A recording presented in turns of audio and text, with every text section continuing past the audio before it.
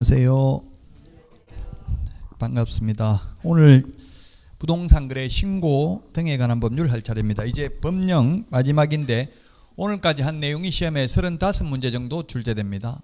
지난주까지 했던 법령 부분이 28문제 정도 출제되고요. 그래서 앞에 오늘까지 한 내용을 집중적으로 열심히 해야 되고, 다음 주 실무는, 실무라는 것은 범위가 없습니다. 모든 과목이 다 실무가 될 수 있습니다. 그래서 듣도 보도 못한 문제가 시험에 6문제 정도까지 나올 수 있습니다. 그런 걸 너무 염려할 필요는 없죠. 정확하게 자주 출제되는 것만 열심히 하시면 됩니다. 자, 지난주에 했던 내용도 8문제 정도 출제되는데, 협회가 한 문제 나오는데, 협회는 설립할 수도 있고 안 할 수도 있고, 회원으로 가입할 수도 있고 안 할 수도 있습니다. 개업 공인중개사는, 소속 공인중개사는 협회 가입 못합니다. 개업 공개사만 할 수 있습니다. 그 다음에 교육제도, 교육은 5가지가 있습니다. 중개 실무교육, 여기 4개 적어놨는데 하나 경매 실무교육이 또 있습니다. 그건 나중에 맨 마지막 주에 공부를 합니다. 경매 실무교육, 중개 실무교육, 연수교육, 직무교육, 거래사고 예방교육, 우리 암기 프린트 53번에 5개 교육제도가 비교되어 있습니다. 시험에 반드시 한 문제 출제됩니다. 자, 그 다음에 수수료는 암기 프린트 52번에 보면 수수료 내는 거 몇 개 있습니까? 52번에 보니까 수수료 내는 거 19개를 정리해 놨습니다. 자, 그 다음에 포상금은 우리 암기 프린트 28번에 보면 포상금 제도 비교되어 있는데, 이게 33회 때는 2문제 출제됐고요. 34회 때는 나오진 않았습니다. 그래서 2문제까지 나올 수 있습니다. 그리고 행정처분, 암기 프린터 16번부터 있는데 16번, 17, 18, 19, 20번 있는데 여기서 2문제 출제되고요. 그 다음에 행정벌은 암기 프린트 21번, 22번, 23번 있는데 이 형벌, 질서벌에서 2문제 출제됩니다. 단순히 암기하는 내용입니다. 이거는. 자, 이제 오늘 공부해야 될 내용입니다. 우리 교과서는 370에서 456페이지까지를 하는데 이게 좀 어렵습니다. 옛날에 2006년 노무현 정부 때 도입됐습니다. 실거래 가격 신고 제도가. 그래서 노무현 전 대통령이 탄핵까지 됐었습니다. 아마도 이게 결정적으로, 저는 개인적으로 이게 가장 큰 영향을 미쳤다고 봅니다. 모든 국민들이 다 싫어했습니다. 여당 지지자든 야당 지지자든. 왜냐하면 뭐 이게 실거래 가격으로 세금 내라고 하니까 좋아하는 사람 없다고, 세금 많이 내라고 하면 다 싫어하죠, 누구든지.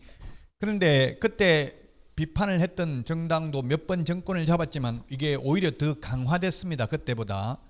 그래서 유능한 정권은 국민 저항 없이 세금을 많이 받는 정권이 유능한 정권으로 알려져 있습니다, 정치학 개론 체계는.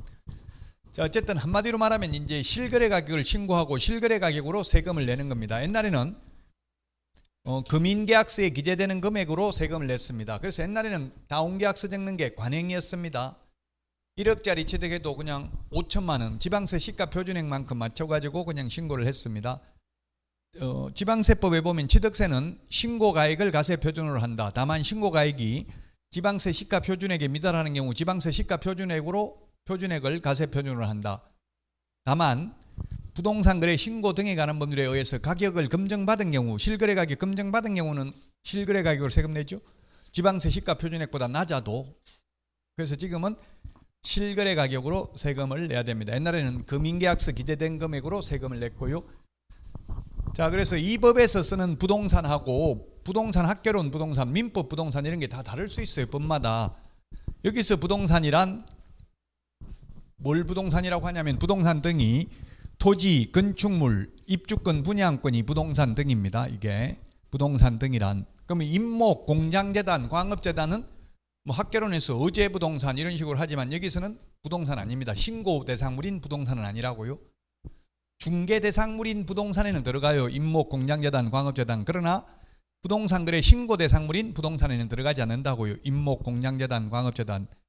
한마디로 말하면 이렇게 부동산 거래 신고를 하라고 하는 취지는 한마디로 말하면 탈세, 투기 방지거든요.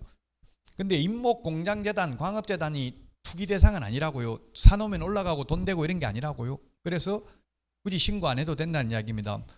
저도 한 번도 임목, 공장재단, 광업재단 태어나서 사본 적이 없습니다. 죽을 때까지 아마 한 번도 못 사보고 거래 안 하고 죽을 가능성이 많아요. 그래서 투기하는 사람도 없으니까 신고할 필요도 없다는 이야기입니다. 임목, 공장재단, 광업재단은. 자, 그래서 신고 대상은 토지, 건축물, 분양권, 입주권, 매매계약만 신고합니다. 그리고 공급계약, 처음에 아파트 분양받았을 때에도 신고해야 됩니다. 공급계약이죠, 그게. 매매계약만 신고합니다. 교환계약이나 승여계약, 임대차 계약은 원칙적으로 신고 안 합니다. 다만 주택임대차 신고라는 것은 따로 생기기는 했습니다. 상가임대차는 신고 안 합니다. 토지임대차도 신고 안 합니다. 그러나 매매는 토지매매든 상가매매든 주택매매든 다 신고해야 됩니다. 계약일로부터 30일 이내에 신고해야 되고요. 계약일로부터입니다. 해제 신고도 30일 이내에 해야 되고요. 검정체계 구축 운영은 국토부 장관이 하고 그 검정체계에 의해서 검정을 하는 사람은 신고관청이 검증을 합니다.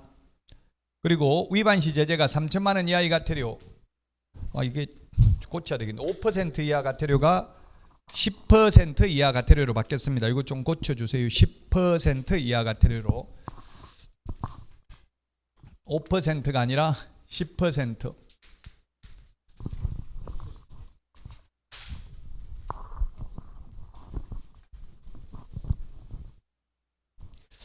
10% 이하, 거짓 신고한 경우 10% 이하 과태료로 바뀌었습니다. 5% 이하 과태료였는데 10% 이하, 100분의 10 이하 과태료입니다. 거짓 신고한 경우. 옛날에는 5% 이하 과태료였습니다. 자, 그 다음에 500만 원 이하의 과태료, 또 과태료가 여러 가지가 있습니다. 부동산 거래 외국인 특례에서는 300만 원 이하의 과태료도 있고 100만 원 이하의 과태료도 있습니다. 자진 신고하면 면제 감경 제도가 있습니다. 리니언시 제도라고 하는데요. 이게 공인중개사법에 없는 제도입니다. 미리 위반했다고 자진 신고하면 먼저 한 사람은 과태료를 면제해 줍니다. 조사 시작되기 전에 하면 조사 시작된 후에는 50% 깎아줍니다. 이거는 암기 프린트 47번에 있습니다. 지금 하는 말은 암기 프린트 47번에 보면 자진 신고 대상 아니라고 돼 있는 게 있습니다. 자, 그 다음에 주택임대차 신고가 있는데 주택임대차 신고는 광역시, 그 다음에 경기도 안에 있는 군지역에 한해서 신고합니다. 그 외의 군지역은 신고 안 합니다. 경기도 광역시가 아닌 군지역은 신고하지 않습니다. 수도권에 있는 군지역은 다 신고해야 되죠. 경기도고 그 다음에 인천광역시니까 신고해야 될 겁니다. 그 외에 시골에 있는 거창군, 함양군 이런 데는 신고 대상이 아닙니다. 양평군은 군이라도 신고 대상이죠. 예. 자, 그 다음에 보증금 6천만 원 초과 또는 월차임 30만 원 초과하는 경우 신고합니다. 주택임대차 신고. 그러다 보니까 이게 정부에서는 이걸 세입자를 위해서 만들었다 하고 건물주들은 세금 폭탄 때리려고 이런 거 만들었다 이렇게 서로 주장이 달랐는데요. 결국 제가 아는 분들, 임대사업 하는 분들 보니까 주택임대차 신고를 한 분들은 세금 더 나왔대요. 안 한 사람들은 덜 나오고 모르고 아직도 잘 모르나 봐요. 안 하면 신고를. 그러니까 시키는 대로 신고 다 하니까 적게 나오니까 많이 나오니까 세금이 어떻게 하냐면 사람들이 제가 아는 분 보니까 연세로 대학교 앞에 인천이 아니고 저 천안의 단국대학교 앞에 연세로 600만 원을 받아요. 600만 원을 받으면서 차임은 350만 원, 관리비 250만 원 이렇게 해서 600만 원 받더라고요. 1년에. 그럼 350이면 한 달에 30만 원씩이면 360이잖아요. 신고 안 해도 된다고. 30만 원 초과가 신고니까 이상이 아니라 초과니까요. 그래서 이제 문제는 여러분들이 현업에 나가시면 건물주들한테 이런 식으로 잔머리 굴리면 신고 안 해도 됩니다. 이렇게 알려주지 마시라고요. 그러면 개업공개사가 시켜서 했다 이러면은 사기죄의 교사범 내지는 방조범이 될 수도 있습니다. 사기죄가 성립할 여지도 있습니다. 왜냐하면 관리비로 쓰지도 않고 관리비 명목으로 받아서 챙겼으면 재산상 이득을 취득했다면 사기라는 것은 기망행위를 하여 재산상 이득을 취득한 걸 사기라고 하거든요. 그래서 사기죄가 성립할 여지도 있고 또 민법상 부당이득 반환 청구 소송의 대상이 될 수도 있습니다. 법률상 원인 없이 취득한 이득이 될 수도 있다고요. 그럼 세입자는 가만히 있다가 나중에 나갈 때 딴소리 할 수 있다고요. 어차피 내는 거 그냥 내고 있다가 나중에 나갈 때 진짜 관리비로 썼는가 보자. 고발하고 고소하고 이러면은 문제의 소지가 있다. 자, 30일 이내 계약일로부터 30일 이내에 주택임대차 신고해야 됩니다. 거래 당사자가 공동으로 신고해야 됩니다. 신고관청에 신고를 하고요. 그 다음에 해제 신고도 30일 이내입니다. 자, 그 다음에 주택임대차 신고 안 하면은 100만 원 이하가 들여옵니다. 전입신고하면 주택임대차 신고한 것으로 보고 주택임대차 신고하면 확정일자 받은 것으로 봅니다. 원래 확정일자 받으려면 돈 뭐 600원인가 얼마 내야 돼요. 동주민센터에 가서 받으면. 근데 이거는 부동산 거래 신고하면 확정일자 받은 것으로 보니까 돈 안 냅니다. 그러니까 그냥 임대차 계약서 들고 가서 전입신고하면 된다고요. 그러면 그게 주택임대차 신고한 것입니다. 동주민센터에 가서. 원래는 원칙은 신고관청인데 신고관청이란 원래는 시군구 가야 되는데 시군구까지 안 가고 동주민센터에 가도 되겠습니다. 자, 그 다음에 포상금이 있습니다. 암기 프린트 28번에 포상금 두 개가 있습니다. 공인중개사법상 포상금이 있고요. 지난주에도 포상금 했다고요. 공인중개사법. 그리고 오늘은 28번 맨 밑에 있는 부동산 거래 신고 등에 관한 법률 포상금이 있는데 요건 2개월 이내 지급합니다.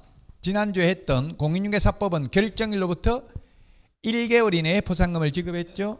그 다음에 포상금 재원은 부동산 거래 신고 등에 관한 법률 암기 프린트 28번 맨 밑에 시군구 재원인데 지난주에 했던 공인중개사법은 국고에서 50% 보조할 수 있었죠. 이거는 국고에서 보조하는 거 없습니다. 자, 그 다음에 외국인 특례. 특례라는 건 특별히 예외입니다. 특례 보금자리론 이런 거 있었잖아요. 특례 보금자리론. 그건 뭐예요? 보금자리론에다가 특례니까 특별히 예외를 둔다는 이야기죠. 아마 특례 보금자리론 이런 게 예외가 그런 거였을 거예요. 원래 보금자리론은 뭐 소득 요건 이런 게 있는데 특례로 특별히 예외적으로 이번에 한해서 소득과 상관없이 대출을 해준다. 이런 게 특례입니다. 특례. 특별히 예외라는 이야기죠. 특례라는 게. 신생아 특례 대출이 또 지금 생겼어요. 그것 때문에 지금 집값이 9억 이하인 경우만 적용이 된다더라고요. 그래서 서울에 지금 나홀로 아파트 9억 이하짜리가 엄청나게 거래가 잘 되고 있대요. 신생아 특례 대출 때문에. 거의 대출금리 뭐 1%대에 2년 내에 2년 이내에 애가 낳았으면 지금 2살인 만 3살짜리 있어도 상관없다는 이야기죠. 1년 6개월 전에 태어나도 가능하다는 이야기예요.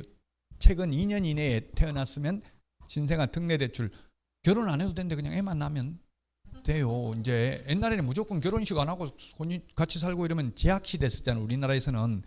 옛날에는 지금도 프랑스는 거의 70%가 그냥 혼전 동거예요. 결혼하는 게 아니고. 우리나라도 이제 어떻게든지 애만 놓으면 혼인신고 안 해도 혜택을 준다는 이야기입니다. 지금 세계 꼴등이잖아요. 지금 출산율이. 이렇게 가다가는 200년 후에 우리나라 멸망하고 전부 외국 사람들이 다 들어와 산다고 우리나라 사람은 하나도 없고요. 문제가 심각하죠. 자, 그래서 외국인 특례, 이게 외국인에 대해서 특별히 예외를 둔다는 뜻인데 무슨 왜 예외를 두냐 하면 외국인을 혜택을 주려고 규제하려고 우리나라 군부대 땅 다 사가고 독도 울릉도 외국 사람이 다 사가면 안 된다는 이야기입니다. 물론 독도는 국가 땅이기 때문에 그래 할 수 없지만 극단적인 예를 들면 그렇다는 이야기입니다. 그래서 외국인 특례를 주는데 우리나라 사람은 신고 안 하는데 외국인의 경우 교환계약이나 승려계약도 6개월 이내에 신고해야 되고요. 안 하면 300만 원 이하가 되려 계약 이외의 원인, 상속, 경매 등의 경우도 6개월 이내에 신고해야 되고요. 군사시설 보호구역 등에서는 허가받아야 됩니다. 허가 신청하면 15일 이내에 허가 또는 불허가 처분해야 되고요. 허가 안 받으면 2년 이하의 징역이나 2천만 원 이하의 벌금입니다. 허가구역 지정권자는 국토부 장관 또는 시도지사고요. 도시계획위원회 심의를 거쳐야 됩니다. 허가구역은 5년 범위 내에서 지정할 수 있습니다. 허가구역 안에서 일정 면적을 초과하는 토지 소유권 지상권에 관한 유상계약이나 예약만 허가받습니다. 이 일정한 기준 면적이 암기 프린터 32번에 있습니다. 암기 프린터 32번에 보면 주거지역 60제곱미터, 상업지역 150제곱미터 이런 게 있죠. 이 면적을 초과하는 경우만 허가받습니다. 이 면적 이하면 원칙적으로 허가받지 않습니다. 이 기준 면적도 시험에 나왔고요. 숫자는 암기해야 되겠죠. 자, 그 다음에 미리 허가받아야 되고요. 15일 이내 허가 또는 불허가 처분해야 되고요. 허가 안 받으면 무효고요. 지금 요 면적 나와 있네요. 주거, 미지정 60, 상업, 공업 150, 녹지 200. 그 다음에 의무 이용 의무기간이 역시 암기 프린터 32번에 그게 동그라미 6번에 있죠. 농업, 축산업, 임업, 업, 대토, 주거, 복지 2년, 사업용 4년, 민간임대, 현상보존 5년입니다. 5년. 의무기간 동안 허가받은 목적대로 사용해야 됩니다. 이를 위반하면 무효입니다. 그리고 2년 이하의 징역이나 100분의 30에 상당하는 금액 이하의 벌금입니다. 요거는 외국인 특례가 아니고 외국인 특례는 2년에 2천만 원인데 요거는 2년 이하의 제적이나 100분의 30 이하의 벌금입니다. 허가받은 목적대로 사용 안 하면 이행강제금을 10% 범위 내에서 부과합니다.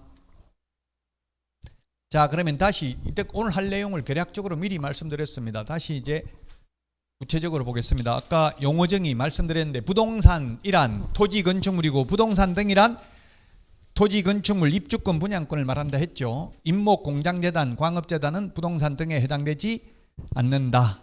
자, 그 다음에 거래 당사자는 매도인과 매수인을 말하며 외국인을 포함한다. 이 말은 매매 계약만 신고한다는 뜻이에요. 교환 계약이나 임대차 계약은 원칙적으로 신고 대상이 아니다. 그 다음에 임대차 계약 당사자란 부동산 등의 임대인과 임차인을 말하며 외국인을 포함한다. 외국인을 포함한다는 말은 외국인도 부동산 거래 신고해야 되고 외국인도 주택 임대차 신고해야 된다는 뜻입니다.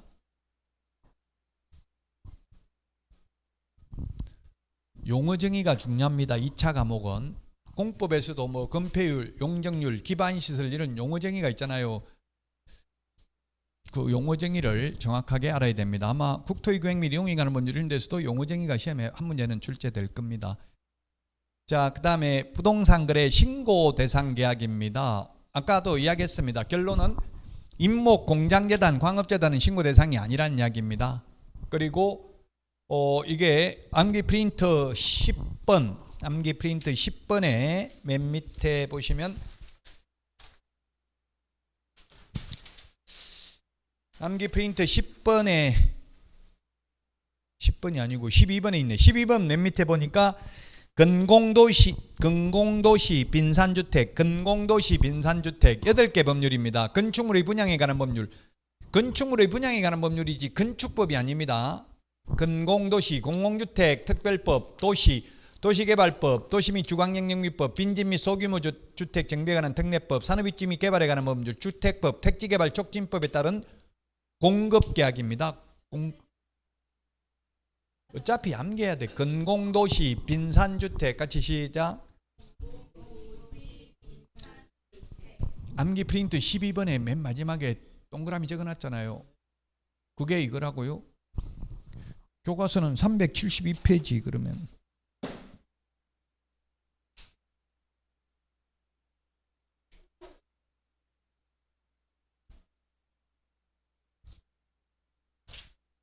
(373페이지) 그 박스에 있네요.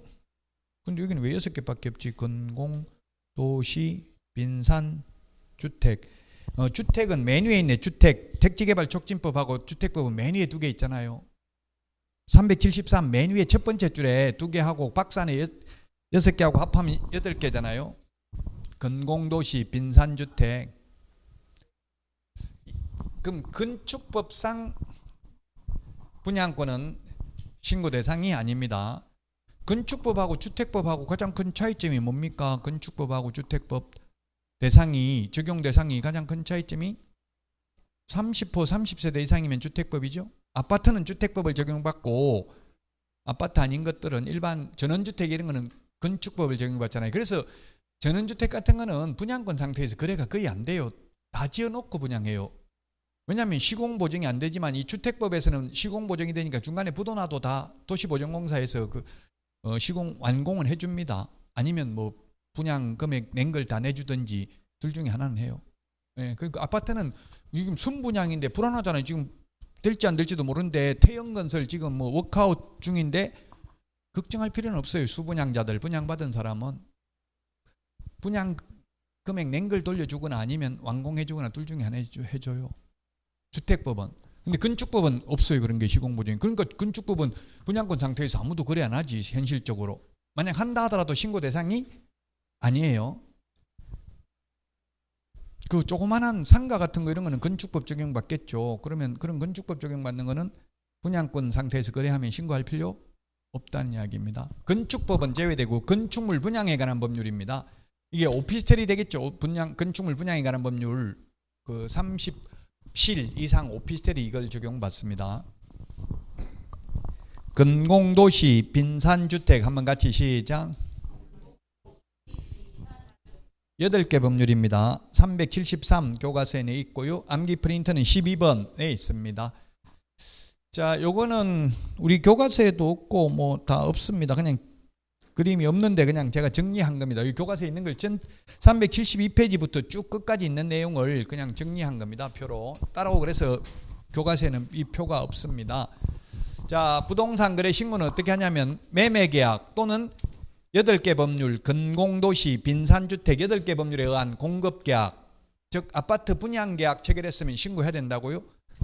30일 이내, 계약일로부터 30일 이내 신고관청에 신고를 하는데 거래 당사자가 신고를 해야 됩니다. 다만 계약 일방 당사자가 국가 등인 경우는 국가 등이 신고를 해야 됩니다.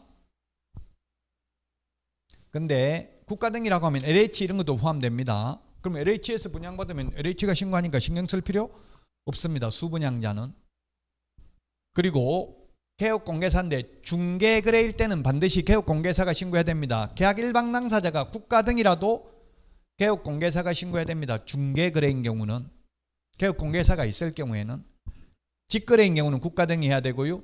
그럼 신고를 하면 지체 없이 신고필증을 발급해주고 신고필증을 발급받으면 계약서 금인받은 것으로 봅니다. 따라서 현실적으로 금인받으러 갈 일은 거의 없습니다. 다만 제가 해보니까 승여계약, 저도 아파트 분양을 받았는데 와이프가 공동명의로 자기 명의로 해달라 해가지고 50% 지분 주니까 금인계약서 가져오라 하더라고요. 시군구에 가서 금인받았어요. 그 몇 퍼센트 줄 거냐 물어보니까 99% 하면 안 되냐 하길래 안 된다 해서 괜히 그랬다가 가급적이면 누구 앞으로 하는 게 좋아요? 재산은? 뭐요? 누구요? 예, 그 자기 앞으로 해야 되겠죠. 자기 앞으로 돼 있는 거 남 주는 거는 쉬워요. 그냥 주면 돼, 인심 쓰면서. 근데 남 앞으로 돼 있는 걸 받아오려면 소송해야 되고 엄청 피곤해. 안 주면. 소송해도 판결문만 받으면 다 끝날 줄 알 때만 끝난 게 아니더라고요. 저도 돈 받으려고 소송해가지고 승소 판결문 다 받았는데 못 받고 있어요. 채무불이행자 명부에 등재해가지고 그냥 10년간 신용불량자로 만드는 것밖에 없어요. 더 이상 뭐 재산 다 빼돌리고 없으니까 받을 길이 없더라고요. 현실적으로 다 빼돌리면. 진짜 사기꾼들은 돈 다 빼돌리고 없어요. 착하는 사람들, 뭣도 모르고 법도 모르는 사람들만 그냥 가지고 있다가 다 뺏기지. 그 보이스피싱 이런 거 있죠. 판사도 당하고 은행 직원도 당하고 그래요. 그 귀신한테 홀린 것처럼 그냥 할 수가 있다고 그렇게.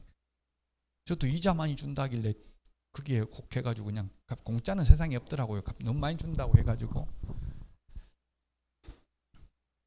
판사가 저보고 묻더라고. 그렇게 많이 준다고 하는데 안 이상했어요? 묻더라고. 젊은 판사가, 제 아들 또래 되는 판사가. 그래, 안 이상했는데 하니까 고개 절레절레 흔들면서 이해가 안 된다 이러더라고. 배울 만큼 배운 사람이 그것도 그렇게 공짜를 좀 하면 되겠냐 이러면서 오히려 훈계만 들었어요. 판사들이 보통 훈계도 하더라고. 판결하기 전에 앞으로 똑바로 살아라 해서 자꾸 이래. 자, 그 다음에 이제 신고를 했다가 만약에 계약이 해제됐으면 해제된 날로부터 30일 이내 또 해제 신고를 해야 됩니다. 옛날에는 해제 신고를 할 수 있다였는데 지금은 하여야 한다로 바뀌었습니다. 해제 신고. 할 수 있다고 하니까 안 하니까 어떤 문제가 생기냐면 예를 들면 10억짜리를 15억에 거래한 것처럼 해놓고 해제 신고를 안 해버리는 거예요. 그러면 손님 오면 이거 한 달 전에 15억에 거래됐다. 빨리 금매로 13억 나왔다. 빨리 사라 했는데 사고 보니까 시세는 10억밖에 안 할 수도 있겠죠. 자전거래, 뭐 주식에 자전거래라는 게 있다더라고요. 저는 주식을 안 해봐서 잘은 모르겠는데 어쨌든 그런 자전거래를 방지하기 위해서 이제 해제 신고를 반드시 계약 깨졌으면 신고를 해야 된다. 안 하면 500만 원 이하가 되렵니다. 그 다음에 검증체계, 아까 구축 운영은 국토부 장관이 한다고 있고요. 그 검증체계에 의해서 실거래 가격 검증은 신고관청, 시장군수구청장이 검증을 합니다. 그리고 관할 검증한 결과를 관할 세무서장에게 통보합니다. 그리고 시장군수구청장, 신고관청은 신고 내용을 조사를 합니다. 신고관청이 조사를 해가지고 암기 프린트 50번에 있는데요. 암기 프린트 50번에 동그라미 4번에 보니까 신고관청은 그 신고 내용 조사 결과를 시도지사에게 보고하고 시도지사는 매월 1회 조사 내용 결과를 국토부 장관에게 매월 1회 국토부 장관에게 보고를 해야 됩니다. 그 외국인들은 보고하려고 조사하려고 연락하니까 외국인들은 연락이 안 된대요. 그래서 요즘은 바뀐 게 만약에 우리나라에 거소나 주소를 두지 않는 경우에는 반드시 위탁관리인을 지정해서 신고하도록 바뀌었습니다. 외국인들 연락이 안 되니까 조사하려고 자금 출처 돈 어디서 났냐 이런 걸 조사하려고 하니까요. 자, 다시 다 했던 내용을 또 한번 계속 반복입니다. 앞 계략적인 내용을 했는데 계약일로부터 30일 이내 신고한다고 했고요. 그 다음에 직거래인 경우 거래 당사자가 공동으로 신고한다.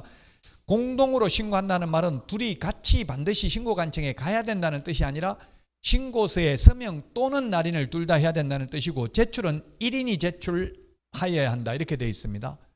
1인이 제출하여야 한다 이렇게 되어 있길래 제가 국토부 장관한테 지금 2명 왔는데 적발되면 처벌받습니까? 숨어 있어야 됩니까? 물으니까 그런 건 아닙니다 이렇게 하더라고요. 그 옛날에는 국토부에서 전화 받았는데 요즘은 전화 아예 안 받아요. 여러분 해보시면 알겠지만 왜 그런지는 모르겠어요. 전화 잘못 받아가지고 말 잘못하면 요즘은 녹음할 수 있잖아요. 녹음해도 불법이 아니죠. 내가 대화자로 참석한 것은. 이번에 대화자로 참석 안 해도 그냥 제3자의 대화만 녹음했는데 어린애 그 학대하는 거 녹음기 넣어가지고 보내가지고 이번에 증거로 인정됐잖아요. 인정된 이유가 애가 의사 능력이나 이런 게 행위 능력 이런 게 좀 부족하고 장애인인가 봐요. 그러니까 자기로서 애가 어떻게 판단할 능력이 없기 때문에 부모로서는 달리 입증할 방법이 없다는 점 등을 종합적으로 고려하여 유죄의 증거로 인정한다 했어요. 몰래 녹음을 해도. 원래는 안 되죠. 그렇게 제3자 간의 대화만 녹음하면. 여러분들이 실장으로 취직하면 사장님 불법 행위하는 거 녹음해야 돼요. 왜냐하면 월급 잘 안 주거든요. 그럼 월급날 안 주면 사장님한테 카카오톡 보내가 이거 녹음되어 있는데 이거 삭제해야 되겠죠 하면서 어떻게 할까요 하고 보내면 바로 입금해 줍니다. 그 보내도 불법이 아니에요. 그 대신에 거기다 사장님 커피 한 잔 드릴까요? 이런 거 내 목소리 한 번만 들어가면 돼요. 내 목소리가 하나도 없으면 약간 다툼의 여지가 있죠. 통신비밀보호법 위반일 수도 있어요. 자, 국가 일방 당사자가 국가 된 경우 국가 등이 단독으로 신고해야 된다 말했고요. 한 명이 신고를 거부하면 다른 일방이 단독으로 신고할 수 있습니다.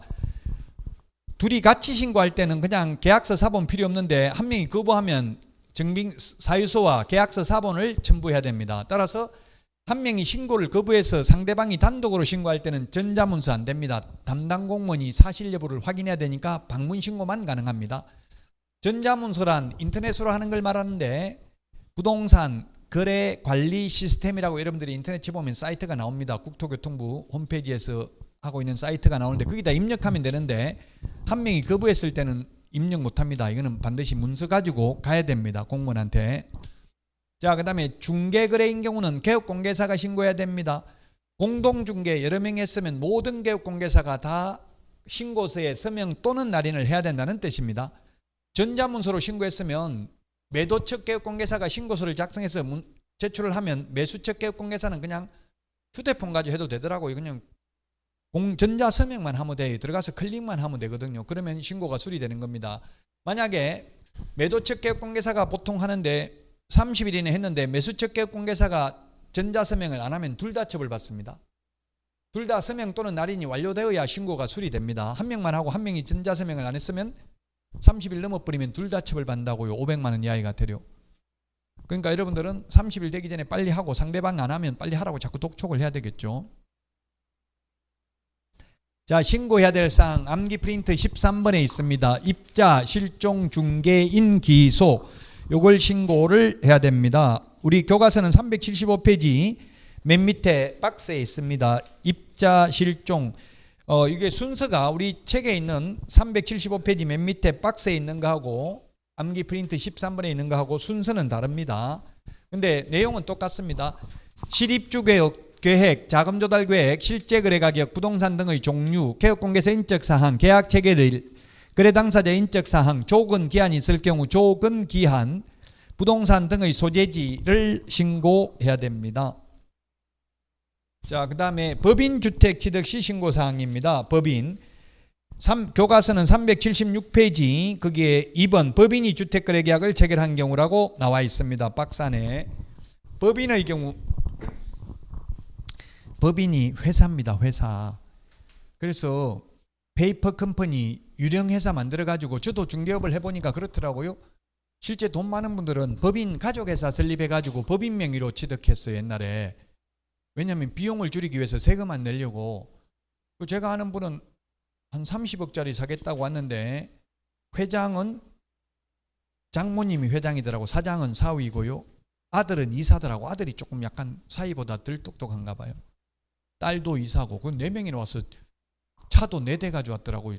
임원들 법인카드 가지고 다 법인카드 쓰고 있고 임원들. 그러면 그 비용 다 처리하고 남는 것만 법인세 내잖아요. 그 양도 샀다 팔았다 해도 양도소득세 낼 게 없어요. 양도소득세를 내는 게 아니라 법인은 법인세 내거든요. 법인세 내는데 남는 거 가지고 세금 내는데 그 법인들 차량 유지비 이런 거 임원들 다 주고 나면 남는 게 별로 없다고요. 그러니까 세금 낼 것도 없다는 이야기예요.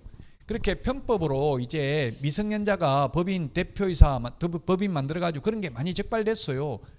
아버지 돈 가지고 사가지고 아버지한테 빌린 걸로 해가지고 또 아버지한테 이자 주는 거예요, 법인이.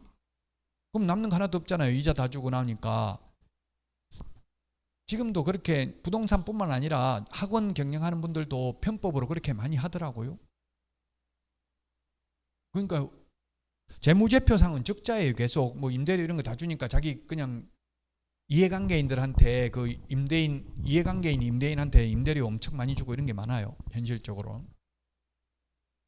그래서 이제 편법으로 이렇게 페이퍼 컴퍼니 유령회사 만들어 가지고 탈세하는 걸 방지하기 위해서 이제 법인 등기 현황을 신고해야 되는데, 거래 상대방이 법인의 임원 또는 임원과 친족 관계인지 여부, 친족 관계에 있는 사람한테 서류상 싸게 판다든지 또는 비싸게 판다든지 여러 가지 이게 편법을 할 수 있는 경우가 많거든요.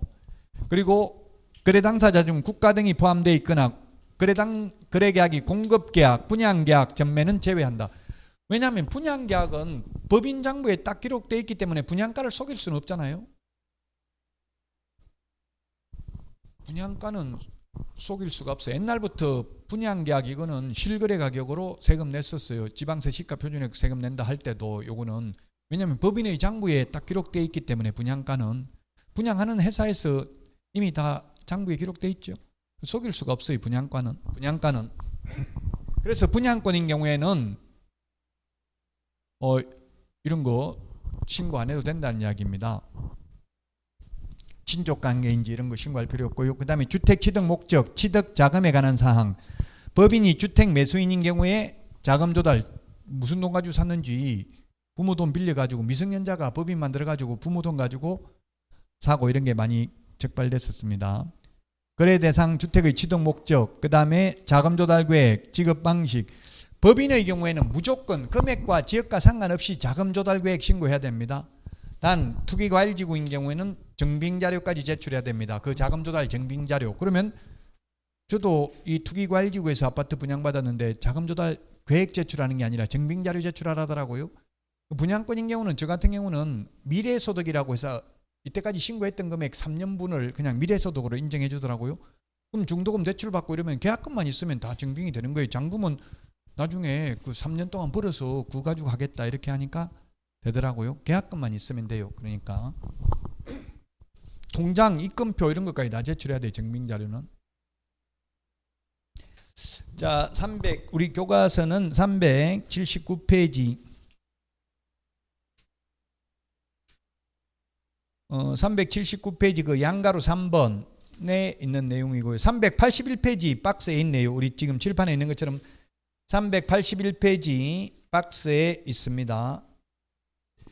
위에 박스입니다. 위에 박스. 조정 대상 지역이나 투기과일지구는 모든 거래에 대해서 자금 조달 계획을 제출해야 되고요. 이 비규제 지역인 경우는 개인은 6억 이상, 법인은 지역과 금액과 상관없이 자금 조달 계획 제출해야 된다 했죠. 법인 회사, 큰 회사가 아니라 그냥 가족회사 만들어가지고 세금 탈세하려고 하는 게 많기 때문에 이런 게 생겼다 했죠. 그 다음에 투기과일지구는 금액과 상관없이 모든 거래에 대해서 증빙자료를 제출해야 됩니다. 교과서 381페이지 위에 박스가 되겠습니다. 이게. 자, 그 다음에 토지취득자금조달계획 교과서 381페이지 맨 밑에 박스에 있네요. 수도권 등은 1억 이상, 그 다음에 수도권 등 외의 지역은 6억 이상인 경우 토지취득자금조달계획 제출해야 되고요. 지분거래, 수도권 등이란 수도권 광역시 세종시를 말하고, 여기는 금액과 상관없이 자금조달계획 신고해야 됩니다. 지분거래면. 비수도권인 경우에는 6억 이상인 경우만 지분거래인 경우, 비수도권은 지분거래든 비지분거래든 다 6억 이상인 경우만 신고하면 됩니다. 이게 좀 법을 만든 사람이 좀 웃기더라고요. 왜 수도권은 지분거래면 무조건 해야 되냐 하니까 기획부동산에서 사기당하는 걸 막기 위해서 이러더라고요. 그럼 수도권만 기획부동산 사기당하면 안 되고 비수도권은 사기당해도 되냐 이렇게 물으니까 그런 거 깊이 묻지 말라 이러더라고요. 자꾸 그러니까 이제 전화 아예 안 받아요. 국토부에서는. 지금은 전화 아예 안 받으니까 물어볼 수도 없고요. 예, 수도권은 지분거래면 금액과 상관없이 토지 취득 자금 조달 계획을 신고해야 됩니다. 그러면 이거 지금 정부에서 규제하는 게 뭡니까? 주택하고 토지만 규제하죠. 그 돈 되는 게 주택하고 토지라는 이야기예요. 그 지금 돈 안 되는 게 상가, 오피스텔, 생활형 숙박시설, 지식산업센터, 호텔 분양하는 거, 생활형 숙박시설 이런 거 바람직하지 않다는 이야기입니다. 투자 목적으로는. 전원주택도 투자 목적으로는 좋은 상품은 아니라고 알려져 있어요. 학술적으로 보면 전원주택도. 실제 거주할 사람들은 괜찮고요. 그걸 투자 목적으로 돈 벌려고 하는 거는 바람직하지 않다는 이야기예요. 전원주택. 그리고 거래가 그렇게 활성화되어 있는 건 아니기 때문에 그래요.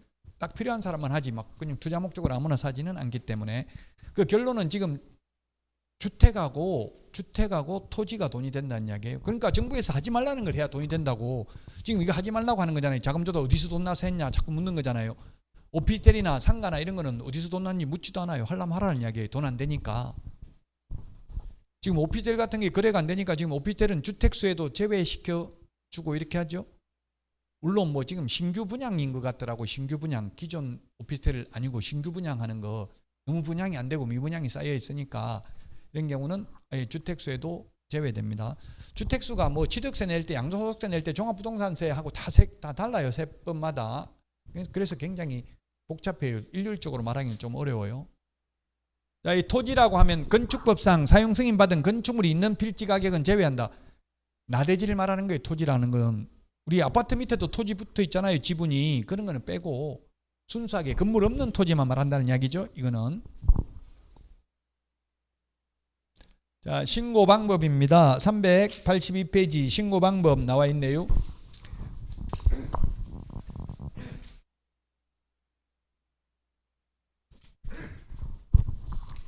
방문 신고하는 게 있고 전자문서하는 게 있는데 신고서 제출, 방문 신고는 신고서에 서명 또는 날인하면 되고요. 서명 또는 날인은 거래 당사자가 할 경우 거래 당사자 모두 다 서명 또는 날인해야 됩니다. 그런데 제출은 1인이 제출한다고 했고요. 전자문서는 본인만 가능하고 대리인은 안 됩니다. 인터넷으로 신고하는 것은 대리인이 안 된다고요. 소속공개사가 안 됩니다. 근데 현실적으로는 소속공개사가 다 하고 있어요. 그 대신에 소속공개사 아이디 패스워드가 아니라 사장 아이디 패스워드로 하면은 그게 사장이 한 걸로 되지 소속공개사가 한 걸로 지문인식까지 하는 건 아니죠.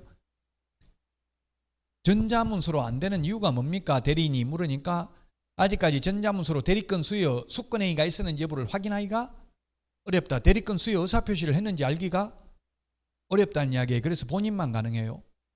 전자문서는 인터넷으로 하는 거는 대리인은 불가하고요. 공동으로 서명 또는 날인하여 제출은 1인이 제출합니다. 신고할 때 신분증은 제시해야 됩니다. 계약서는 첨부하지 않는 게 원칙입니다. 단 한 명이 신고를 거부하면 상대방이 단독으로 신고할 때는 계약서 첨부해야 된다 했죠. 그 다음에 중개거래는 개업공개사만이 서명 또는 날인해서 신고를 하고요. 거래 당사자는 신고서에 서명 또는 날인 안 한다고요. 중개거래인 경우에는. 그 다음에 국가 등이 일방 당사자인 경우에는 중개거래일 때는 개업공개사가 신고하고 직거래일 때는 국가 등이 신고한다 했습니다. 국가 등이 일방 당사자인 경우에는. 자, 제출 대행인데 전자문서는 제출 대행 불가능하고 방문 신고는 제출 대행이 가능한데 거래 당사자를 대행하는 경우는 자필 서명 있는 위임장하고 신분증 사본이 있어야 됩니다. 저는 이게 강의하기 위해서 뭐 어떻게 하다 보니까 다 해봤는데요. 이 대행을 누가 하겠어요? 그러면 현실적으로 이게 당사자 대행하는 것 직거래인 경우 누가 대행하겠냐고 현실적으로. 네, 법무사가 대행합니다. 왜냐하면 이게 신고 필증이 소유권 이전 등기할 때 반드시 첨부돼야 되거든요. 그래서 법무사들은 10만 원 정도 받고 대행해 줍니다. 어차피 등기하러 가니까 등기소하고 관할 등기소하고 신고관청하고 비슷하게 같이 붙어 있잖아요. 그 10만 원 받고 대행해 줘요. 현실적으로. 그 법무사들이 하더라고요. 자, 그러면 제출을 대행하는데 그럼 위임장 이거 누구 거 받아야 되겠어요? 거래 당사자, 매도인, 매수인 거 둘 다 받아야 된다. 둘 중에 한 명 것만 받으면 된다. 신분증도 마찬가지고요. 뭘 것 같아요? 둘 다 받아야 된다. 한 명만 받으면 된다. 한 명만 받으면 됩니다. 왜냐하면 이거는 뭘 대행하는 거냐면 작성을 대행하는 게 아니라 제출을 대행하는 거예요. 제출.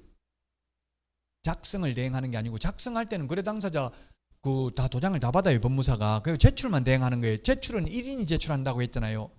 한 명 것만. 그래서 법무사들이 매수인 것만 받더라고요. 왜냐하면 매수인이 법무사 부르잖아요. 돈 주고. 그러니까 매수인 신분증하고 매수인 위임장만 받더라고. 현실적으로 해보니까 제가. 자, 그 다음에 법인을 대행하는 경우에는 법인 인감이 날인되어 있는 위임장이 있어야 됩니다. 개인의 경우 인감 아니고 그냥 자필서명 있는 위임장이면 됩니다. 법인은 인감도장이 날인된 위임장이 있어야 됩니다. 그리고 법인 인감증명서 있어야 되고요. 개공이 대행할 수 있는데, 개공이 개업공개사 줄임말이고 소공이 소속공개사 줄임말입니다. 소공만 가능하고 보조는 제출 대행을 할 수 없습니다. 그리고 소공은 대행할 경우 개공의 위임장 필요 없고 그냥 소공 신분증만 있으면 됩니다. 왜냐하면 소공이 고용신고가 돼 있으면 신분증만 주민등록번호만 입력하면 다 소공인지 뜬다고요. 소공은 직업적으로 맨날 해야 되는데, 직업적으로 하는 사람한테 할 때마다 위임장 가져와라 이렇게 하면 번거롭잖아요. 그러니까 그냥 신분증만 보여주면 그 신분증 전산에 입력하면 바로 뜬다고요. 소속공개사라는 게 고용신고 돼 있기 때문에. 자, 신고 필증 지체 없이 발급입니다. 옛날에 적시에서 전부 지체 없이로 바뀌었는데요. 적시란 우리 법에는 규정이 없지만 민원 처리에 관한 법률에 의하면 적시는 3근무시간 안에 처리해야 되는 걸 적시라는 표현을 쓰고요. 원칙적으로. 지체 없이는 상당한 이유 없이 지체하면 안 될 때 쓰는 표현을 지체 없이라고 합니다. 그럼 상당한 이유가 있으면 지체해도 되는 게 지체 없이입니다. 자, 지체 없이입니다. 적시라는 표현은 딱 한 번밖에 없습니다. 오늘 나옵니다. 적시. 다 지체 없이입니다. 나머지는. 그 다음에 신고 필증 받으면 검인받은 것으로 본다고 했고요. 그 다음에 법인인 경우에는 법인 신고서 제출된 때, 그리고 자금조달계획서 등이 제출된 때 신고 필증을 발급합니다. 신고 필증이 있어야 소유권 이전 등기가 가능하고, 소유권 이전 등기 하려면 자금조달계획을 제출해야 되고요. 그럼 부모한테 받았으면 증여세를 내야 되겠죠. 세금 내야 되겠죠. 많이 받았으면 세금 내라는 이야기예요. 그 세금 내고 나면 남는 게 별로 없으니까 투기를 안 할 가능성이 있잖아요. 지금 우리나라가 상속세, 증여세가 최고 50%입니다. 세율이, 최고 세율이. 뭐 삼성그룹 이런 거는 20조 상속하면 10조 세금 내야 돼. 10조. 좀 우리나라가 약간 좀 다른 나라하고 다른 점은, 자식이 저 같은 경우는 자식이 9명이거든요. 그럼 10명이라고 가정하고 10조를 10명이 상속받으면 1조씩 10명이잖아요. 그럼 내가 뭐 1조 받는 사람도 있고, 뭐 예를 들면 1억 받는 사람도 있고 더 작게 받는 사람도 있을 수 있잖아요. 그럼 자기 받은 금액에 대해서 세금을 내면 되는데, 그게 아니라 토탈 금액에서 총 상속 재산 전부에 대해서 세금을 연대적으로 내야 돼. 연대 책임으로 모든 상속인이. 그게 좀 어찌 보면은, 난 상속 좀 적게 받으면 그 내가 받는 부분만 내면 어찌 보면 되는 거잖아요. 그런 부분이 어떻게 보면 모순일 수도 있고, 돈 많은 사람에 의하면 모순일 수 있고, 저 같은 경우는 모순 아니에요. 한 20억까지는 세금 한 푼도 안 내죠. 한 상속해줘도. 공제가 있기 때문에 거의 안 내요.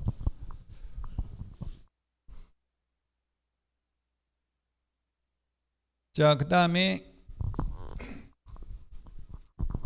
지금 상속세법도 개정하려고 하는데, 지금 아마 가업상속 이런 걸 갖다 좀 손볼 모양이더라. 가업상속하면은 물려줘도 세금 50% 내고 나면 회사 망하잖아요. 주식 가지고 세금 내야 되고 이러니까, 가업상속하면 아마 공제액을 많이 확대해 줄 모양이더라고요. 그러면은 부모한테 회사 물려받으면 세금 많이 안 내도 된다는 이야기죠. 우리는 모르겠어요. 여러분들은 모르겠는데 아주 큰 회사 물려주면 몰라도 조그만한 회사 이런 거는 세금 그렇게 많지는 않을 겁니다. 자, 그 다음에 전자계약 시 부동산 거래 신고서 제출하는 것으로 본다. 예, 전자계약서는 인터넷에 전자계약서라고 치면 부동산 거래 전자계약 시스템이라는 홈페이지가 나옵니다. 거기에서 인터넷상 계약서 적습니다. 종이 계약서를 적는 게 아니고. 그럼 다 전산화되어 있기 때문에 따로 부동산 거래 신고 안 해도 됩니다. 따로 해제 신고도 안 해도 됩니다. 전자계약서 적으면. 따로 주택임대차 신고도 안 해도 됩니다. 전자계약서 적으면. 부동산 거래 신고도 해제 신고도 모두 30일 이내입니다. 암기 프린터 30일이 35번에 보면 동그라미 2번 3번에 있습니다. 해제 신고도 해제 등이 확정된 날로부터 30일 이내입니다. 해제 신고 의무는 거래 당사자가 공동으로 신고해야 되고요. 거래 당사자만 처벌 규정이 있습니다. 한 명이 신고를 거부하면 입증 서류와 단독 신고 사유서를 첨부해서 단독으로 신고할 수 있고, 일방이 국가 등인 경우 국가 등이 신고해야 된다가 아니라 할 수 있습니다. 아까 부동산 거래 신고는 국가 등이 해야 되죠. 해제 신고는 할 의무가 거래 당사자에게만 있다고요. 국가 등은 할 수 있고요. 중개 거래인 경우는 개공이 할 수 있지 해야 되는 건 아닙니다. 왜냐하면 무효 취소 해제된 걸 개업 공개사가 모를 수도 있어요. 계약 다 성사시켜 주는데 소송해가지고 무효 소송, 취소 소송해가지고 3년 후에 판결이 결정될 수도 있죠. 그럼 개업 공개사가 해제된 걸 모를 수도 있다고요. 해줄 수는 있지만 할 의무는 없다고요. 앞에 부동산 거래 신고는 중개 거래일 때는 반드시 개업 공개사가 부동산 거래 신고를 해야 되죠. 해제 신고 의무는 거래 당사자에게만 있고, 따라서 해제 신고 안 하면 처벌받는 것은 거래 당사자만 처벌받습니다. 500만 원 이하의 과태료. 거래 당사자라고 하면 매도인 매수인 둘 다 처벌받습니다. 한 명만 부과되는 게 아니고 500만 원 이하의 과태료가. 자, 그 다음에 제출 대행. 부동산 거래 신고와 마찬가지로 대리인이 제출 대행할 수 있습니다. 제출을 대행하는 겁니다. 작성을 대행하는 게 아니고. 자, 그 다음에 전자계약서 적으면 따로 해제 신고할 필요 없다. 자, 그 다음에 정정신청입니다. 390페이지 390페이지 박스에 있네요. 정정신청. 암기 프린터는 14번에 있네요. 주지사 종목, 거래 당사자의 주소, 전화번호, 휴대전화번호, 거래 지분 비율, 사무소 소재지, 건축물의 종류, 그 다음에 지목, 면적, 거래 지분, 대지권 비율 정정신청할 수 있습니다. 암기 프린터는 14번에 있죠. 주지사 종목입니다. 이 정정신청서는 법정 서식 없습니다. 그리고 거래 당사자의 주소, 전화번호, 휴대전화번호는 단독으로 정정 가능합니다. 단독으로 가능하기 때문에 담당 공무원이 사실 여부를 확인해야 되므로 전자문서는 안 됩니다. 건축물의 종류는 정정이 가능한데 토지의 종류, 부동산 등의 소재지, 지번, 성명, 주민등록번호는 정정이 불가능합니다.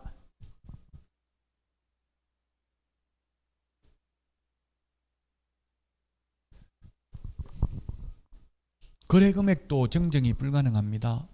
거래금액 정정하면 어떻게 되겠어요? 거짓 신고했다고 과태료 부과하려니까 잘못 적었네요. 다시 고칠게요. 정정이라는 고치는 거잖아요. 잘못 적은 걸. 그래버리면 처벌 못 하잖아요. 그래서 정정이 안 된다고요. 토지의 종류 정정 안 됩니다. 건축물의 종류는 정정됩니다. 좀 헷갈리죠? 자, 그 다음에 신고 방법은 신고 필정에 정정사항을 표시하고 정정문에 서면 또는 날인하여 신고관청에 제출합니다. 법정 서식이 없으니까 신고 필정에다가 정정사항을 기재해가지고 제출하면 된다고요. 정정 신고 필정도 지체 없이 교부입니다. 자, 그 다음에 변경신고입니다. 391페이지 맨 밑에 변경신고 박스, 그 다음 페이지까지 보면 8개 있습니다. 순서는 우리 책하고요 암기 프린트 15번에 있는데 순서는 다릅니다. 지분 변경 도면 가기 8개를 변경 신고할 수 있습니다. 정정이라는 것은 처음부터 잘못 적은 거 오타를 고치는 게 정정이고요. 변경은 추후 합의에 의해서 내용을 변경한 경우를 말합니다. 그래서 거래 지분, 거래 비율, 거래 지분, 그 다음에 매수인의 변경, 공동 매수의 경우 일부 매수인의 변경, 일부가 제외되는 경우만 해당되고 일부를 추가하는 경우에는 해당되지 않습니다. A, B 두 명이었는데 C 세 명으로 추가하는 것은 안 되고요. 한 명으로 줄이는 것만 가능합니다.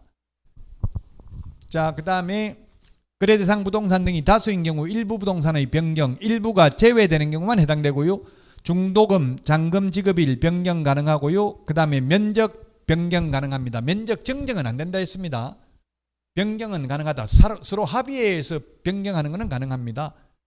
그 다음에 거래 가격, 공급가액 또는 옵션 비용도 변경 신고할 수 있는데 공급가액 또는 옵션 비용은 전자문서가 안 된다. 그 이유는 공급가액이나 옵션 비용은 거래 당사자 중 해당자만 혼자서 신고할 수 있기 때문에 공무원이 사실 여부를 확인해야 되므로 전자문서 안 된다. 계약 조건 또는 기한을 변경할 수 있다. 그리고 거래 당사자 또는 개공이 신고서에 서명 또는 날인하여 신고관청에 제출하는데 면적 변경 없이 가격을 변경하는 경우에는 계약서, 사본 등 증빙 자료를 제출해야 됩니다. 제출하러 가야 되니까 전자문서 안 됩니다. 면적 변경 없이 가격을 변경하는 경우에는 변경 신고는 등기 신청 전에만 가능합니다. 정정 신청은 언제든지 가능합니다. 오타 처음부터 잘못 적은 거, 예를 들면 면적이 100제곱미터인데 1000제곱미터라고 잘못 적었으면 그건 등기하고 나서도 정정이 가능해요. 근데 변경 신고는 등기 신청 전에만 변경 신고할 수 있습니다. 자, 여기까지 하고 주택 임대차 신고부터는 쉬었다가 하겠습니다. 오늘 내드린 문제 미리 풀어보시기 바랍니다.